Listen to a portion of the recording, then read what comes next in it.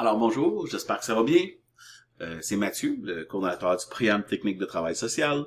Aujourd'hui, j'ai décidé de faire une très courte vidéo sur quels sont les préalables du programme technique de travail social. La raison pourquoi j'ai choisi de faire la vidéo, c'est parce que c'est une question qui revient souvent et nous croyons qu'il est très important de vous informer dès le début et le plus souvent possible de quels sont les préalables dans le programme. Parce que le fait de ne pas avoir un préalable pour un cours fait en sorte que ça peut vous ralentir dans vos études. Alors voici, j'ai créé ce tableau-ci qui est quand même assez simple. Donc il y a il va y avoir deux planches que je vais présenter aujourd'hui.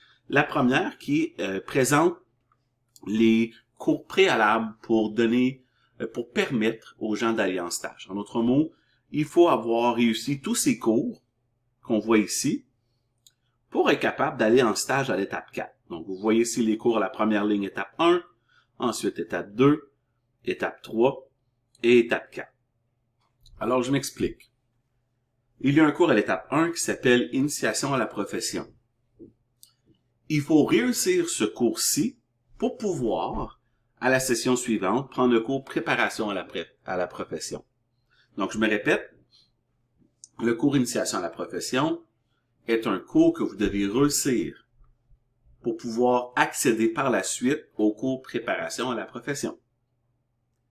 Le cours Préparation à la profession est un cours de l'étape 2 que vous devez réussir pour avoir accès au cours Intégration de la profession. OK, donc je répète, ou je résume, je dois réussir Initiation pour aller en préparation, réussir Préparation pour aller en intégration. Pour pouvoir aller en stage, vous devez réussir le cours Intégration de la profession et le cours gestion de crise pour pouvoir aller en stage. Si je voulais le mettre encore plus simple, vous devez réussir tous les cours à la profession et le cours gestion de crise pour aller en stage. Ce qui est important de savoir est de garder à l'esprit quand vous faites vos travaux, quand vous regardez votre cheminement scolaire. C'est l'importance de passer ces cours-là et surtout de ne pas vous retirer de ces cours en vous disant je vais alléger mon horaire ou quelque chose du genre parce que un retrait de un des cours qui sont ici a pour impact de ralentir votre cheminement.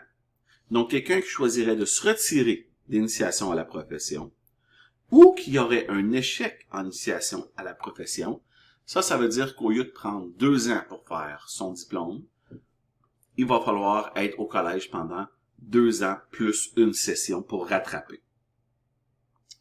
Est-ce qu'il y a d'autres préalables dans le programme? Oui.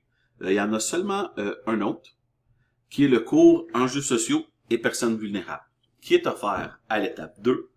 Donc, le cours Enjeux sociaux et personnes vulnérables est un préalable au cours Problématique de la violence. Donc, ce n'est pas possible d'aller dans le cours Problématique de la violence si on n'a pas réussi le cours Enjeux sociaux et personnes vulnérables. Ce sont les seuls préalables au programme. Okay? Donc, d'une part, il faut s'assurer quand on est en enjeux sociaux à l'étape 2 de réussir parce qu'on sait que ça nous le prend pour accéder au cours Problématique de la violence. Et il faut être très sensible au cheminement, à la série de cours Initiation à la profession, parce qu'on doit tous les réussir pour pouvoir accéder au stage et aussi être conscient que ce n'est pas seulement les cours de la série à la profession qui s'appliquent, mais aussi le cours de gestion de crise pour vous permettre d'accéder au stage. Merci, bonne session.